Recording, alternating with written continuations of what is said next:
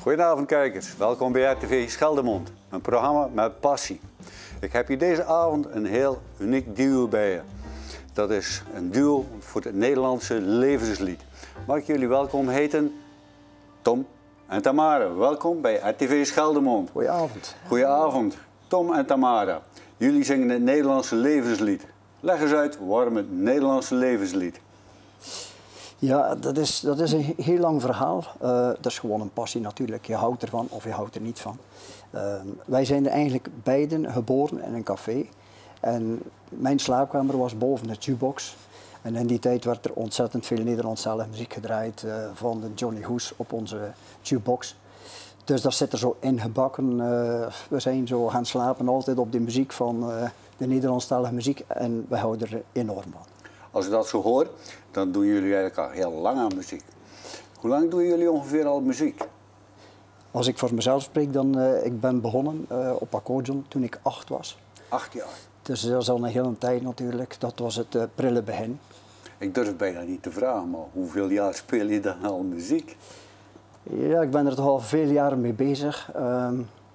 Van mijn 8 jaar, ik ben 66. Dat is dan 58 jaar. Dat is 58 jaar. Met dat zijn nou heel wat nootjes in. Ja, absoluut.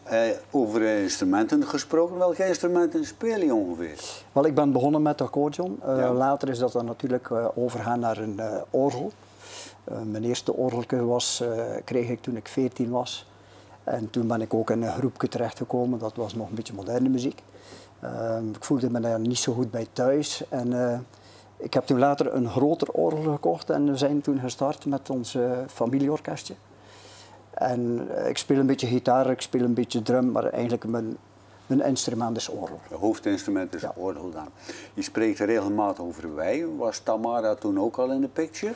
Goh jong, ik ging al optreden toen ik 18 was met ons dansorkest. En toen kwam ik in het café bij Tamara terecht. En ik heb haar toen voor het eerste maal zien lopen. Het was toen een meisje, ik was 18, zij was 5 jaar. En die kwam een keer kijken, maar we waren de drumstel en de keyboard aan het opstellen. En ze vond dat natuurlijk gitaarke erbij, ze vond dat natuurlijk fascinerend. Maar ze werd direct van haar ma, vooruit naar van achter. Slechte invloed. Maar slechte invloed. Ik heb het me toch herinnerd. Maar er was natuurlijk ook zo'n knappe haast natuurlijk. Ja, dat is een tijdje terug. Ja, dus ik kan ik wel eens voorstellen dat Tamara daar een beetje rondliep. Ja, maar ze was nog maar 5 jaar oud. Ja? Maar de interesse voor de muziek was er al. Ja, die was er al. Ja. En wanneer is Tamara effectief mee gaan doen dan? Ja, dat is ook een lang verhaal. Bij mij was dat niet zo intensief als bij Tom, zeg maar. Bij mij was dat meer zo vanuit het café. Mijn ouders hadden een café, er werd ook veel georganiseerd. Er kwamen ook heel veel artiesten bij ons. En aldoende was ik backingzangeres. Zonder dat ik het wist, zat ik in de studio bij iemand. En deed ik gewoon de backings voor die meneer zijn cd. En toen werd dat gebracht bij mijn ouders in de zaak. En toen kwam Tom daar ook optreden. En die had dan gehoord van, je hebt wel een leuke stem. Zouden we samen een keer een duo gaan opnemen? Dus van het een is het andere gekomen. Maar ik had eigenlijk heel andere interesses, zeg maar, op het gebied van genre van muziek. Dus we hebben dan een beetje compromissen gesloten. En dan zijn we toch tot leuke duetten. Je zei nu zelf, ik had een andere genre van muziek. Tom, jouw genre van muziek is dan echt Nederlandstalig? Is dat je lief? Ja. Nee, eigenlijk, ik ben altijd trouw gebleven aan de Nederlandstalige muziek. Misschien ook omdat ik de Engelse taal niet zo machtig ben. Toen ik als muzikant ging optreden met mijn keyboards en toen ik mezelf begeleidde, kon ik natuurlijk ook niet anders of wat Engelse muziek brengen. Maar dat ging dan naar de muziek van Elvis Presley, omdat ik er enorm naar opkeek en nog altijd. Een beetje muziek van de Cats, maar dat lag een beetje hoog om te proberen de stem van Piet Veerman. Ja. Bijna onmogelijk om dat te gaan zingen. En Tamara dan, die was dan een beetje meer rocker dan eigenlijk, een beetje van de rockgenre. Ja, inderdaad, ja. Als ik het goed begrepen heb je ook nog samengezongen met een coverband. Een coverbandje was ik de zangeres. Dat was je zangeres? Ja, hoeveel jaar heb je dat gedaan? Dat was eigenlijk met de jeugdbeweging, zo is dat een beetje gegroeid, dan wat vrije podiums. En zo hadden we om den duur dan ons eigen rockbandje. Dus toch, ja, we hebben eigenlijk heel lang geprobeerd, heel lang geoefend naar ons eerste optreden, laten we zeggen, zo'n goed jaar. En dan hadden we dat eerste optreden en het was gedaan met het bandje. Dus dan een keer was het... ja, maar dat was wel heel leuk. Dat vond ik echt wel... Hadden jullie elkaar al gevonden? Ja, toen hadden we elkaar al... Ervoor niet. Ervoor was dat zo meer... dat was zo met plaatselijke rockgroepen. En dan kon je je altijd inschrijven om voor 1 keer mee te doen met die groepen. En ik schreef me ieder jaar terug in. En dat was dan iedere keer op een markt of zo. En dat was echt heel leuk om te doen. Ah, ja. Mooi. Dus jullie hebben elkaar gevonden. Jullie gaan samen zingen voor het publiek en dergelijke. Op een gegeven moment hebben jullie beslist van we gaan samen verder. Ja. Wanneer is het eerste clipje? Wat is jullie eerste hit dan samen geworden? Eigenlijk onze eerste plaat. Die droom bleef natuurlijk van dat muziek maken. We waren een klein beetje gestopt, maar we deden nog een aantal optredens per jaar. En op een gegeven moment, toen onze dochter toch al een jaar of 8 was, vroeg ik aan Tamara, eigenlijk zou ik toch nog graag een keer iets doen in de muziekwereld. Wat denk je, laten we samen een keer een plaat maken. Maar de naam van Tamara was eigenlijk onbekend in de Vlaamse showwereld dan. En toen heb ik gezegd, laten we samen een plaat maken voor jou. En ik ga er ook nog eentje opnemen. Ik moet eerlijk zijn, de plaat van Tamara, dat sloeg ontzettend goed in. Dat was een liedje van Marva uit België. En dat ging eigenlijk heel goed gaan lopen. En toen ben ik met plan B gekomen, laat ons een plaat opnemen samen. En dat was de Ciao Ciao. Ciao, dus ciao. dat was eigenlijk meteen een schot in de roos. En dat heeft er tot geleid dat we nog altijd bezig zijn eigenlijk. Het was eigenlijk weer proberen voor de fun, maar het sloeg in. En we zijn blijven platen maken. Eigenlijk. En dat is aangenaam. Ik hoorde je net iets zeggen over de Cats. Heb je daar nog ervaring mee? Ben je ooit een keer naar Volendam geweest of zo? Ja, ik heb Piet Veerman eenmaal ontmoet in Breskens. Met de visserijfeesten. Maar mijn grote wens, die droom die had ik al lang om een keer naar Volendam te gaan. Om die verhalen daar een keer zelf mee te maken. Want daar zijn ontzettend veel artiesten, goede artiesten, bekende, geboren en getogen. En als verrassing kreeg ik op mijn verjaardag, we gaan een keer naar Volendam. Dat was mijn cadeau. Dus ik was daar zeer blij mee. We hebben daar enorm genoten van. Jullie zijn met z'n tweeën geweest? Ja, met onze kinderen. Ja, we zijn met de kinderen helemaal. Ja. Dus dan ging je dus eigenlijk naar Volendam. En doe je dan ook inspiratie op om een liedje te maken of zo? Ja, of? eigenlijk wel. Hè. Ja, dat hebben we daar toch wel... Toen we zijn thuisgekomen, zijn we ons een beetje gaan verdiepen in de muziek van, natuurlijk niet van de Cats, want dat zijn geen man en vrouw, dat is een groep met allemaal mannen. En BZN, die moesten we een keer goed gaan beluisteren, dat hebben we gedaan. En op een gegeven moment kwamen wij er op een zeer, zeer mooi nummer. Dat hebben we dan ook de toestemming moeten aanvragen bij de mensen van Paling Sound. De Paling Sound? Ja, echt een heel mooi verhaal, een heel mooie streek om te bezoeken en als muzikant moet je daar geweest zijn. Hoe heet dit liedje? C'est la vie. C'est la vie. Zullen we anders een keer op het gemakje gaan kijken naar C'est la vie? Ja, de Paling Sound? Paling Sound. Yes. Laten we daar even naar gaan kijken, naar dat clipje. Zullen we even kijken? Ja.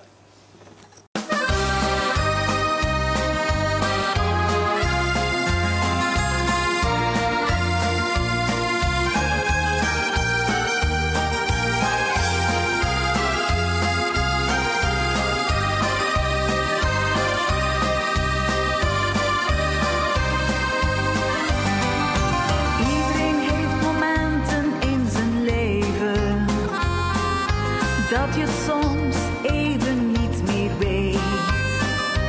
Je denkt dat je het beste hebt gegeven en lijkt het of de wereld jou vergeet.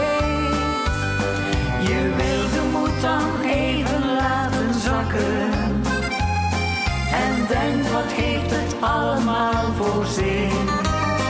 Maar dan ineens, dan gaan je ogen zie je na een einde een begin. C'est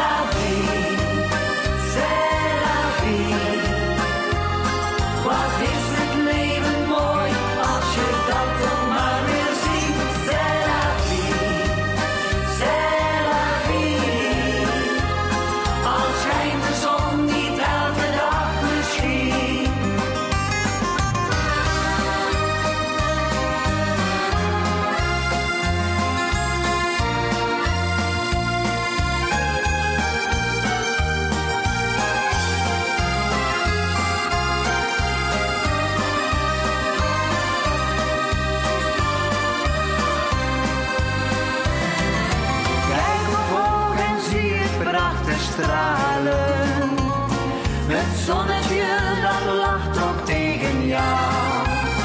De vogels fluiten samen een mooi levenslied. Beleef het en geniet. C'est la vie, c'est la vie.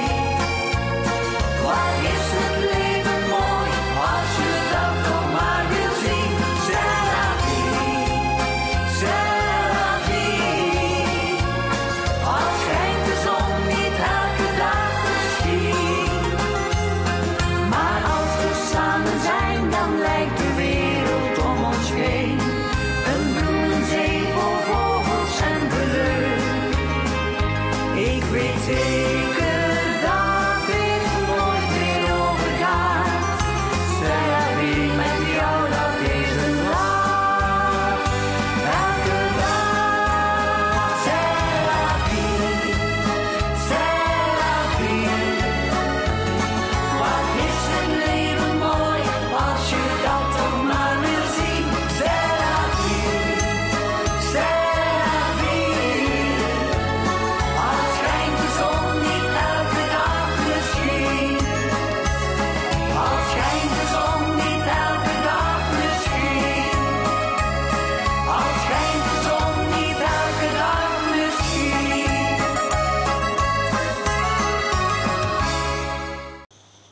Mooi, heel mooi.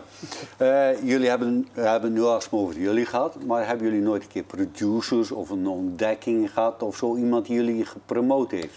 Zijn er promotors geweest of... Ja, dus we zijn op een gegeven ogenblik hadden we een heel leuk liedje. We zijn naar Spanje geweest en ik luister ook altijd de muziek rond mij, wat dat er leeft aan het zwembad of wat er bij de lokale mensen leeft van hits of zo. En er was één nummer speciaal blijven hangen. En dat hebben we meegenomen, hebben we als we thuisgekomen zijn, hebben we daar ook een nummer naast geschreven. En dat was Vandaag. Dat was een heel tof nummer. En ik liet dat horen aan een muzikant die ik ken. Dat was iemand van de Garnets en die was bij Hans Kusters in productie.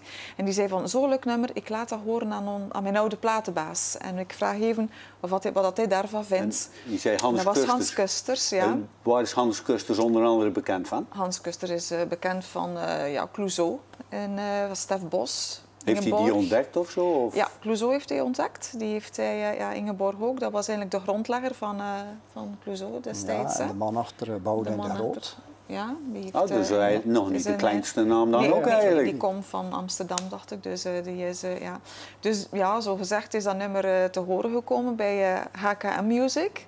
En op een dag stond die meneer aan de deur van, wij gaan samenwerken. En dan tot op heden werken we nog altijd samen met een hele fijne man, een hele lieve man. Een heel leuk productiehuis om bij te zitten. Ja. Oh, dat is aangenaam. Ja. En die begeleidt dan ook in de muziek en dergelijke? Want het schrijven had je er zelf over vandaag. Ja. Je hebt dan een bepaalde inspiratie. Heb je dan ook eventueel schrijvers die je daar helpen? Misschien dat die Hans Kusters daar ook wel bij helpt? Ja. Hans Kusters heeft ook een Hans team die zich daarover ontfermen. En die brengt ook regelmatig nummers aan van, wat denk je van dit nummer? Dat is iets voor Tom en Tamara.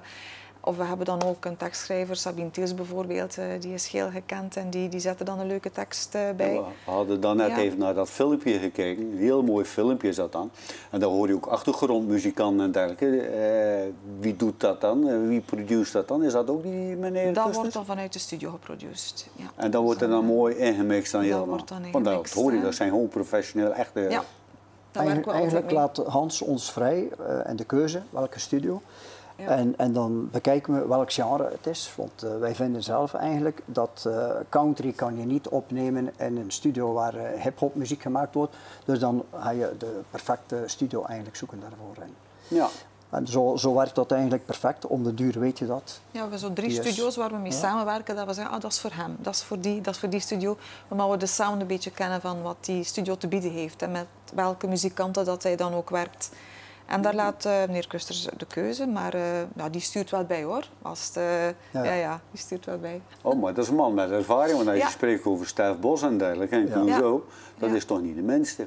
Maar ik zie hier allemaal van die mooie foto's liggen, van allemaal bekende Vlamingen en dergelijke. Je hebt met meerdere mensen samengewerkt. Hè? Ik zie hier onder andere een foto van Frans Bauer. Ja, dat is een man waar ik al heel mijn leven eigenlijk enorm naar opkijk. We genieten nu ook trouwens iedere week van de Bauers. Ontzettend lieve man, een groot voorbeeld, ja, grote man in Nederland. Ja, absoluut. Ja, ik zie Johnny Logan, ik zie Eddie Wally, ik zie K3, ik zie te veel Danny Christiani. Te veel om op te noemen, dus je hebt de hele palmares dan. Is er iets waar de mensen thuis eventueel naartoe kunnen uitkijken dan jullie binnenkort ergens optreden of zo? Of wat moeten ze in de gaten houden? Ja, onze agenda die staat online, Tamara en Tom. Of Tom en Tamara liever, zo staat het uiteindelijk online. En dan kunnen ze surfen naar de events. Onze clips staan erop, de foto's. Maar in oktober doen we altijd een groot event met veel artiesten. En dat is dan gecombineerd een Hans Schouw-evenement. En waar is dat evenement? 13 oktober, dat gaat door in het Sparrenhof in Eeklo. Ja, en dat gaat gepaard met een heuse modeshow. Ja. Dus de dames die kunnen een beetje genieten van de laatste nieuwe modekledij. En dan natuurlijk de artiesten erbij. Ah, schitterend. Ja, dat is mooi. Ja. Zijn er eventueel nog clipjes dan de mensen kunnen zoeken op YouTube? Dat jullie zeggen van, god, dat is een bijzonder of zo? Ja, maar die staan ook allemaal op de website. Ja? Dus die staan op YouTube, kunt je dat ook allemaal vinden. Tom en Tamara en op de website staan ze allemaal netjes onder elkaar opgelijst. Te veel om op te noemen. Ja. Te veel op te noemen. Nou, ik ben benieuwd of de mensen daar thuis echt van gaan genieten, want dat is best wel de bedoeling. Het zijn een paar superartiesten. Tom, Tamara, ik dank jullie voor hier aanwezig te zijn. Hebben jullie er nog voor de rest iets aan toe te voegen, dat jullie zeggen van even dat of? Wij zouden zeggen, maak er een fantastische mooie zomer van. En als je ergens onze naam ziet verschijnen, kom af, we gaan er een feestje van maken. Dank u wel voor jullie aandacht en tot de volgende keer. Dit was RTV Scheldemond.